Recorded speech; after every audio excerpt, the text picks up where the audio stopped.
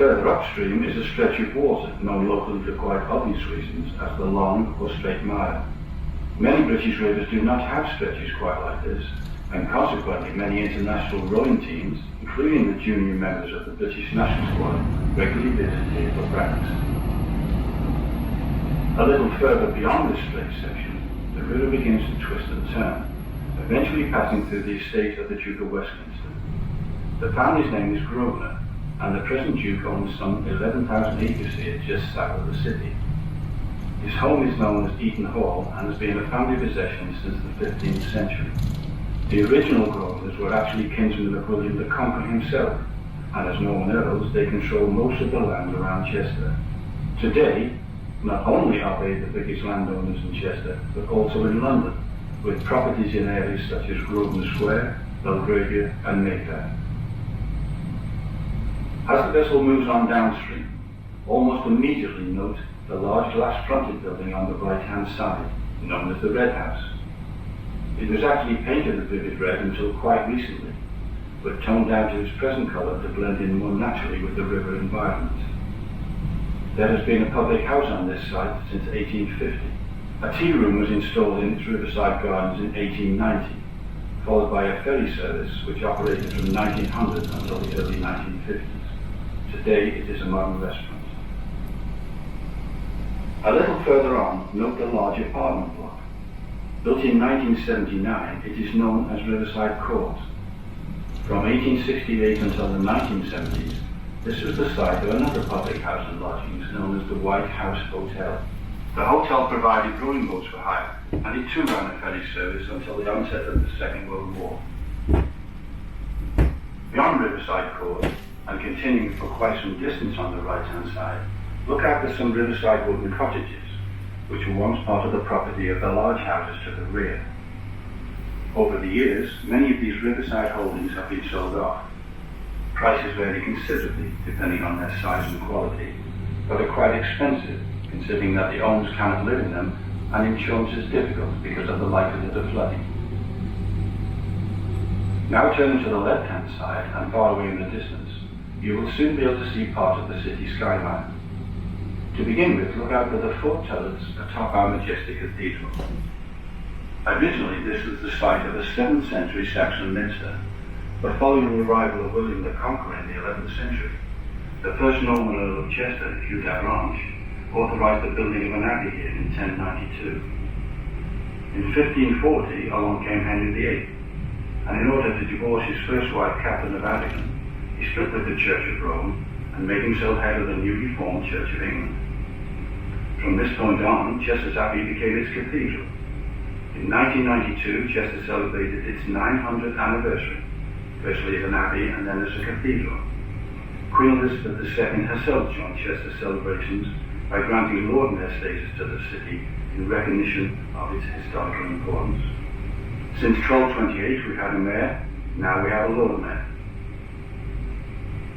Just to the left of the cathedral, note the tall pointed tower standing high above Chester's Town Hall, seat of local government since it was built in 1869. Very much in the style of a French chateau, but surprisingly designed by a young Irishman, William Lynn of Belfast, when only 29 years of age.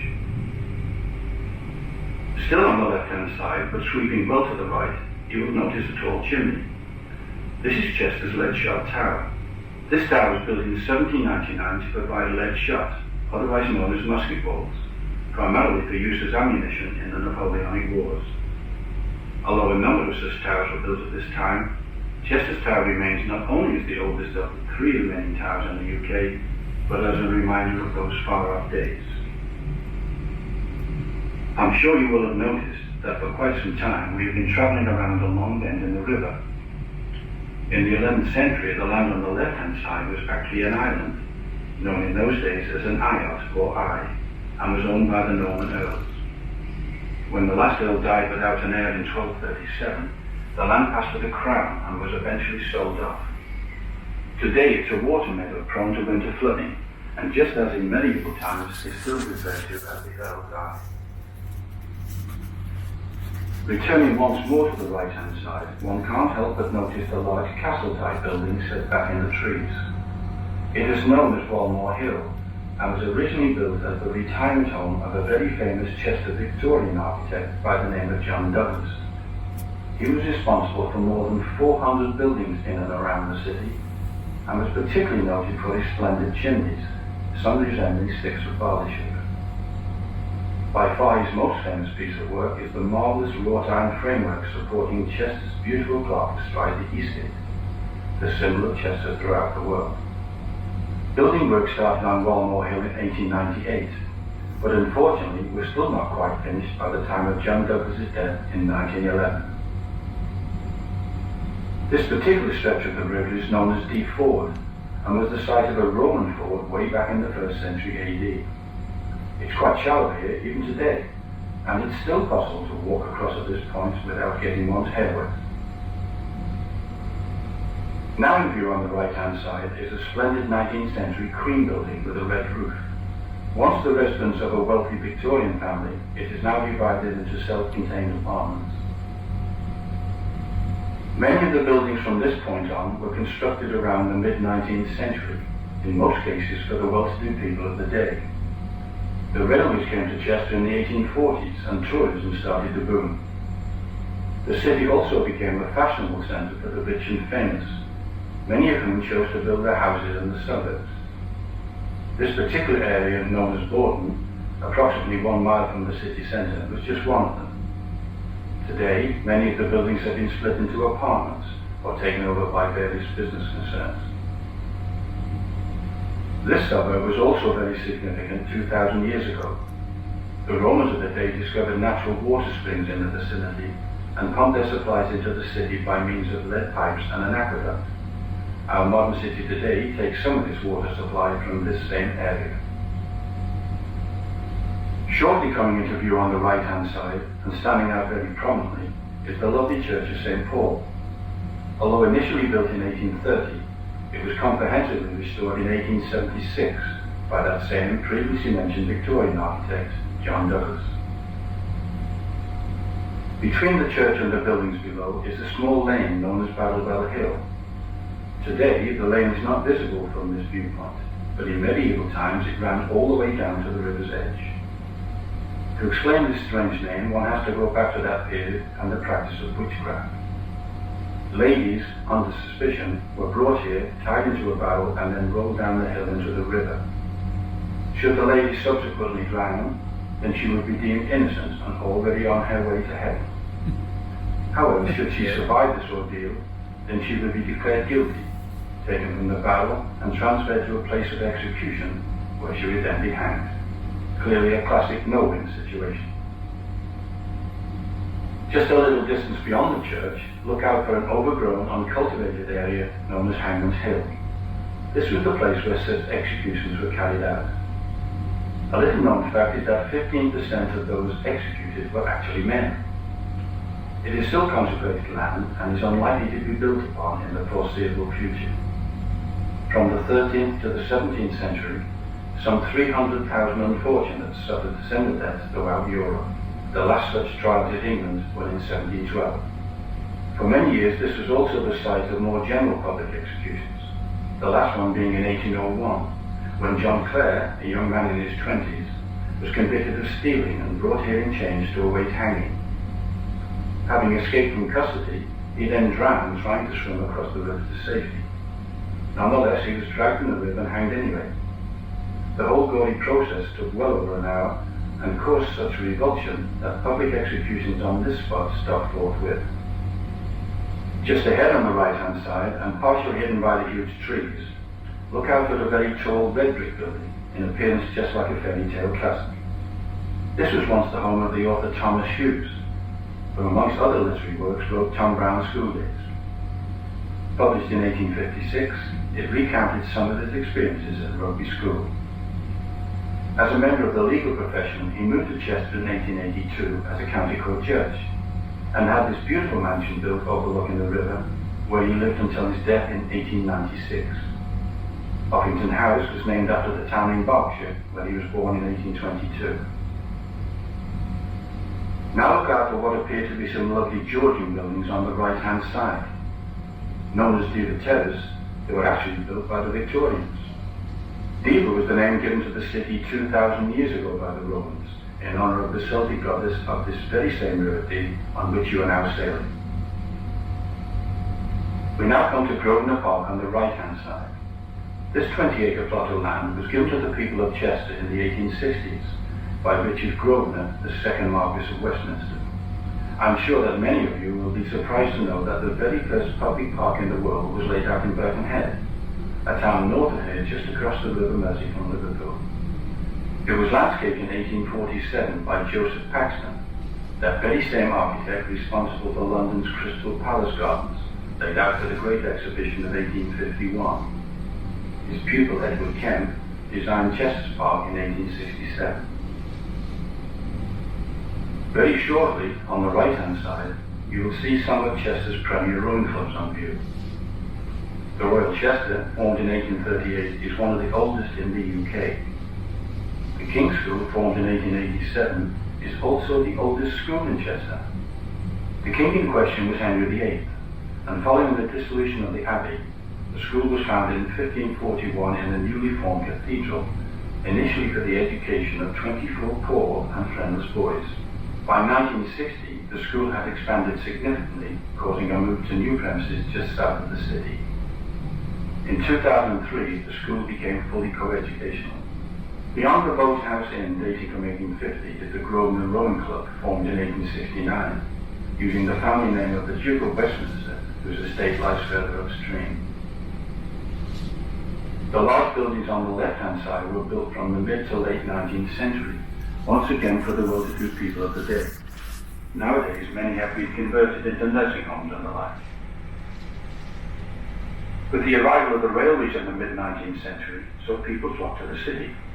Many of the rich people naturally chose to live in the suburbs next to the river, just like the area of Queen's Park on the left. And in 1852, a suspension bridge was built as a pedestrian linkage of the city. The present bridge replaced the original in 1923. Some of you may have seen or heard of Brown's department store in the city. Founded by Susanna Brown in the late 18th century, it later went on to become one of the best shops in the north of England. It was this same family who in the 1880s provided funds for necessary restoration work and the planting of the grove of lime trees, which you can see all along the right-hand side of the river. Today the area is simply known as the Groves. On the left-hand side, immediately opposite the landing stage where you boarded the vessel, look out for the very large building with classical pillars.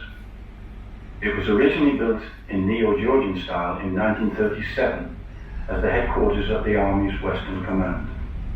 The Army moved out in 1997 and the building is now part of the city's university complex. Its reputation as a distinguished training college since 1839 led to university status being granted in 2005. In the distance, note the Old Dee Bridge. Built in the 14th century, it replaced a number of partly wooden structures washed away in high floods and tides. There is recent archaeological evidence that parts of its base on the downstream side are of Roman origin. A tower on the left-hand side was demolished in the 1780s. In 1826, the structure was widened for pedestrian traffic, and in 1886, tolls were finally abolished. Just before the bridge is the weir. Built by the Norman Earls of Chester in the 11th century, it served two main purposes. Firstly, to keep a constant depth of water above the weir, and secondly, to provide water power for their corn mills, situated along the right-hand side of the river, just beyond the bridge. Well, ladies and gentlemen, that's all we have time for. On behalf of Chester Boat, I would like to thank you all for sailing with us today. If you have enjoyed the cruise and commentary, then why not tell your friends? And if possible, please let us know on Chester Boat's social media channels. I also hope that you continue to enjoy the rest of your stay in Chester. On a final note, could I please ask you all to remain seated until the vessel is firmly and safely tied up on the landing stage.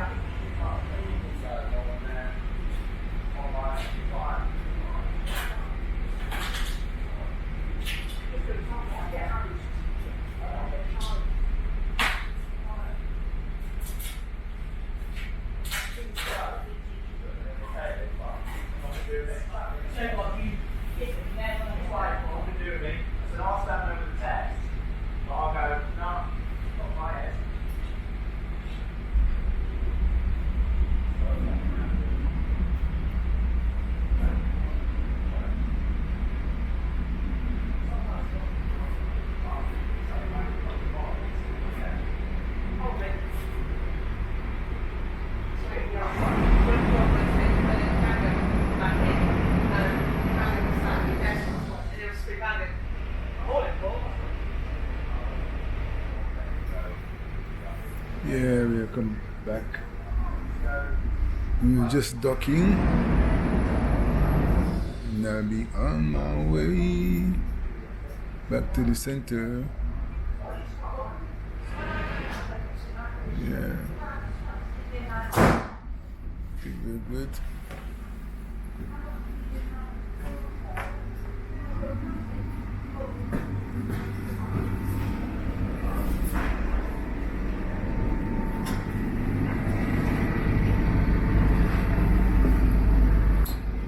Let me off!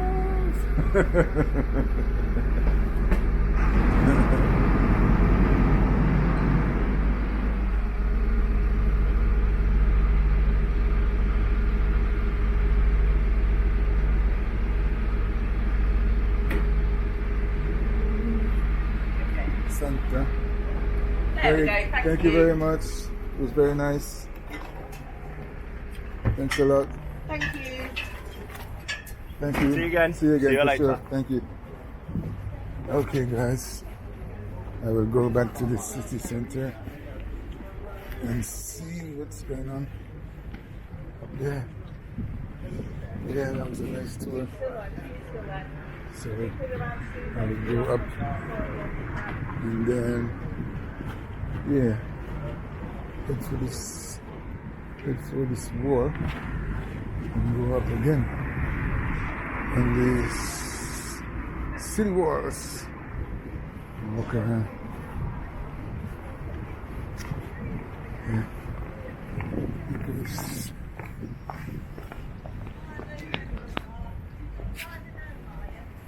So guys, that was awesome. I'm gonna head back up to the city and then go down the rest of that place, that main street I was walking, and we can check out those buildings. So I'll see you soon.